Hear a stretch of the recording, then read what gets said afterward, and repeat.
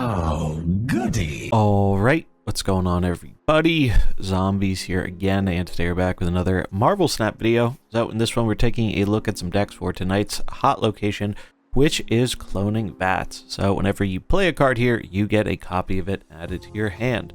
We've got some cool decks to check out for this one. As always, links in the description if you want to grab any of the codes to import into the game yourself. And if you enjoy this type of video, really helps out a ton if you like, comment, subscribe, all that good algorithm stuff.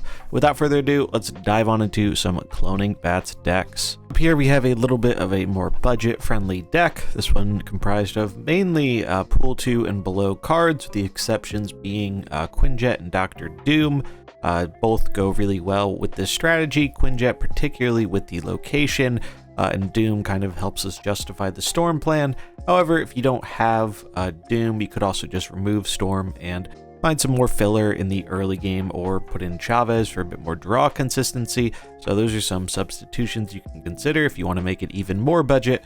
But if you are early Pool 3 and don't have access to a lot of cards, I think this is probably a fairly solid choice for the location. Then we have Deadpool. Deadpool is one of my favorite decks for a location like this, as you can do some really silly stuff with this card when you're able to get multiple copies of it, multiple copies of Nova, Forge, etc. I think Destroy really likes these kinds of locations because the main thing it's often lacking is a critical mass of its Destroy effect, and the fact that we can get our cards back over and over, and with cards like Carnage in particular, we actually get the buffed up one, same with Venom. So that seems really good with this location. So if you're a Deadpool or Destroy enjoyer, probably want to take advantage of this one before it goes away. Then we have a deck I've been messing around with a bit. It is a hybrid version of Move and Bounce. So we take a lot of the powerful things that the Bounce deck has been doing, and we insert a fairly small move package, but it ends up being very impactful. Ghost Spider was really one of the big missing pieces to enable some of these powerful move cards that we're including here, like Human Torch and Dagger.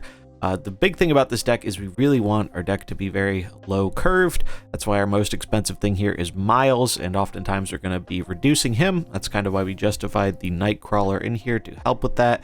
But basically, just getting off one move effect on the Human Torch or Dagger is usually very good value, but it gets even crazier value when we're able to not only do that, but we're able to bounce these cards back to our hand with Beast and get it going all over again. You can make really big Human Torches, and Dagger is often just good enough where you just have to move it once if the opponent has a lot of stuff there, and she gets really big really quickly, as does Kitty Pryde and all the other generally good move stuff that this deck is trying to do. But yeah, if you're looking for something a little bit different to try with the new pass card, this is definitely a cool way to go with it. I'm still not 100% sold on if you want Miles in here or not, because obviously there's a little bit of anti-synergy there with Bast. So you could also consider another cheap 1 or 2 drop in place if you don't like the anti-synergy there, but it's not always going to be relevant, as oftentimes when we have Bast, we won't have Miles in hand yet, and generally we want to play Bast in the very beginning of the game if possible. Then we have the tried and tested Sarah Control. What's there to say about Sarah Control that hasn't already been said? This deck is definitely going to benefit from getting extra copies of some of its cards, but I think the main thing that it's going to benefit from, aside from Kitty Pryde being really good with Cloning Vats, is the fact that we just have answers to the really big things our opponents can do to get out of hand. We have Killmonger, we have Enchantress, we have Shang-Chi. We have good ways to be able to deal with the opponent's threats, and if they decide to overcommit early, we can punish them with a Shang or Enchantress and then get another copy of it if they played into the Cloning Vats. So I think this is going to be a really solid choice if you don't want to have to go out of your way to deck build around the location, but try and more counter what people come up with for it. Speaking of countering, Galactus. So, players are obviously going to be focusing on getting down cards into the Cloning Vats to get more copies of them. Well, what if we just blow up the Cloning Vats? I think this is generally a solid way to go if it's a location you're not a fan of, or if you just don't really feel like playing into the location to take advantage of it.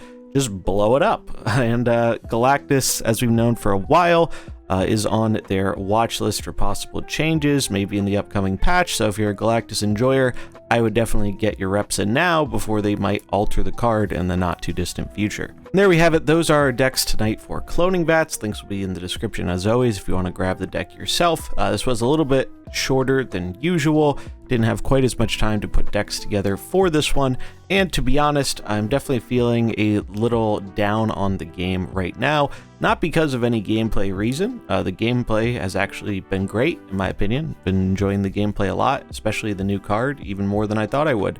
But a lot of the stuff surrounding the game, particularly with the series drops, is really leaving a very sour taste in my mouth and making the future seem very unclear with where Snap is going. I'm probably going to do a dedicated video talking about all that tomorrow because I have a lot of thoughts on the matter, and I kind of want to share them because it's such a shame that Snap has been in a relatively good place gameplay-wise since, I'd say, April. But the changes they keep making to the acquisition, and most specifically the series drops, are really being a major turnoff from the game right now. And so that's something I want to talk about because it's definitely kind of making my interest in the game not be as high as it normally is, even though I'm not really a person who is as directly affected by some of these changes that they're making. It still just feels really bad and like it's a very questionable direction for the game to be going. And I'm kind of tired of the fact that every time they say an improvement is coming, they find a way to implement something bad alongside it.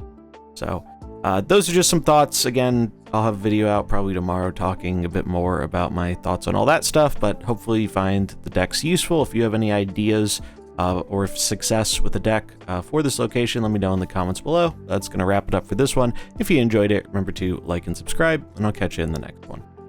Peace.